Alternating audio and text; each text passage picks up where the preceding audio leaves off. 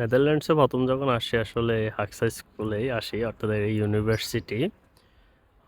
যদিও ওই সময় কোভিড ছিল, বাট কোভিডের জাস্ট 1 মাস আগে আসলাম এই ইউনিভার্সিটিটাতে।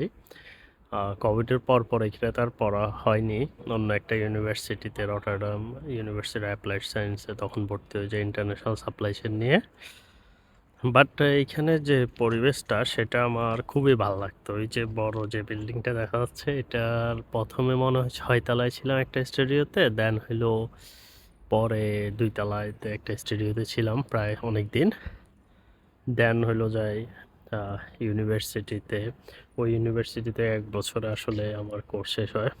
মানে এইখানের ইউনিভার্সিটির পরিবেশটাই আসলে অন্যরকম।